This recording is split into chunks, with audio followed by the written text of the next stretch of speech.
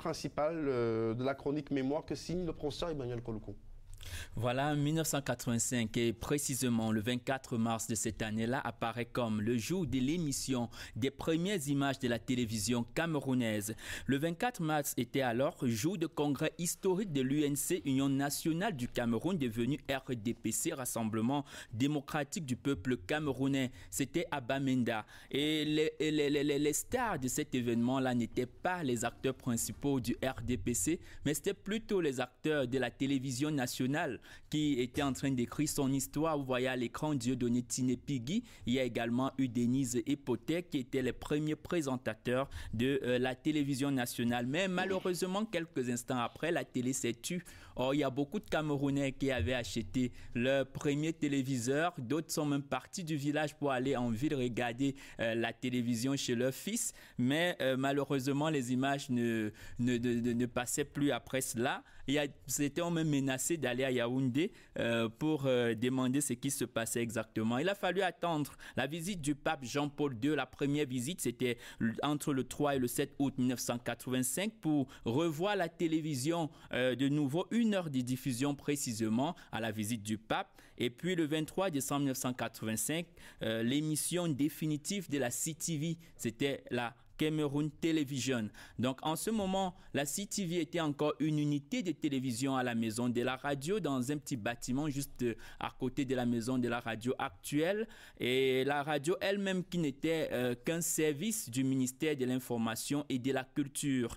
Et quelques temps après, c'est dans le 23 décembre 1985 que la télé va émettre définitivement. Donc, la CTV naît officiellement cependant le 26 avril 1986 grâce à une ordonnance du président de la République. Voilà, et en 86, il y a les images mémorables de la Coupe du Monde 1986 jouée au Mexique et remportée par l'Argentine. C'est la première fois que les Camerounais regardaient une telle échéance à la télévision.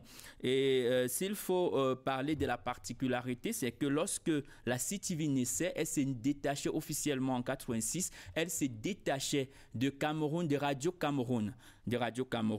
Et ce qui fait que la télévision était différente de la radio jusqu'à peut-être 1987 par là.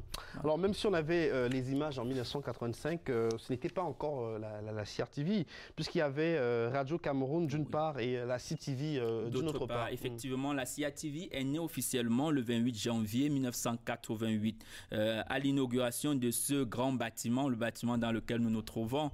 Cette tour de 11 étages et c'était une télévision moderne. Donc là, on parle de CRTV, Cameroun Radio Television, parce qu'avant c'était CTV, Cameroun Télévision et Radio Cameroun d'autre part. Selon certains auteurs qui ont écrit sur la télévision camerounaise, il y a des journalistes de la radio qui se sont plaints que ceux de la télé étaient mieux traités qu'eux.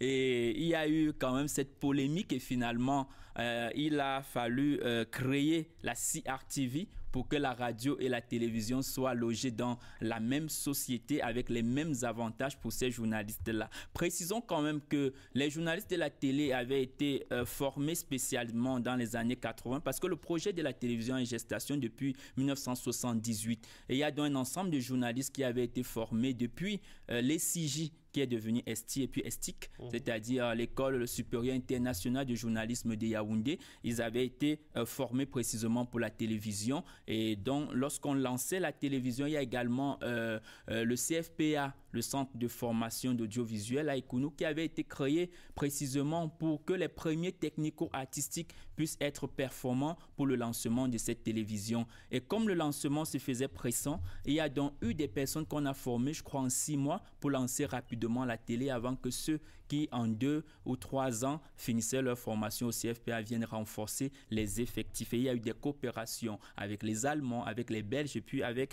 les Français. Donc, il faut dire que c'est progressivement que la CRTV a émis 7 jours sur 7 ou encore 24 heures sur 24 parce qu'au départ, on parlait, c'était une émission entre le samedi et le dimanche, entre le vendredi et le dimanche et plus tard, on aura précisément en mars 1987, le dimanche à partir de 9 heures, on aura déjà les émissions qui commençaient par le jour du Seigneur, c'est-à-dire l'église, la messe des catholiques et ensuite de culte protestant à la télévision. Et plus tard, dans les années 90, on a eu pendant les vacances vacances, des émissions pendant la journée qu'on appelait spéciales vacances. Et plus tard, je crois en 1991, on a eu donc la diffusion 7 jours sur 7. Et la télévision émettait à partir de 15 heures par là, pour aller finir après ce qu'on appelait CATV Late Night ou CATV dernière, après à partir de minuit.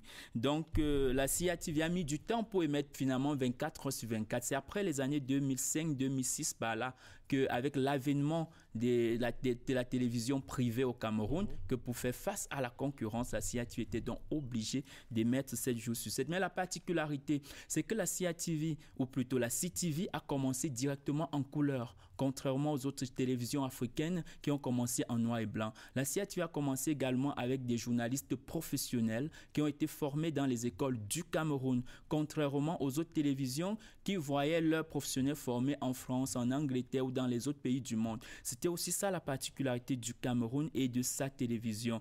Et enfin, il faut préciser que la CATV a eu un bâtiment moderne dès le début de ses émissions. Un bâtiment, quand vous voyez le studio 1 de la CATV, le studio 1, c'est l'un des studios les plus grands en Afrique et même dans le monde. C'est taillé sur le modèle du studio le plus grand. On peut tourner tout un film dans ce studio-là. Et puis les autres studios aussi sont des studios modernes. Malgré qu'au départ, c'était les Betacam, c'était l'analogique. Et qu'aujourd'hui, avec l'introduction du numérique, il y a cette adéquation entre la technologie de ces années 80 et la technologie des années 2000. Donc jusqu'à aujourd'hui, la CATV reste leader dans la télévision au Cameroun et en Afrique centrale. Merci Emmanuel. Je rappelle que lundi, on va continuer à parler de l'histoire de la télévision camerounaise avec notamment l'avènement des chaînes privées.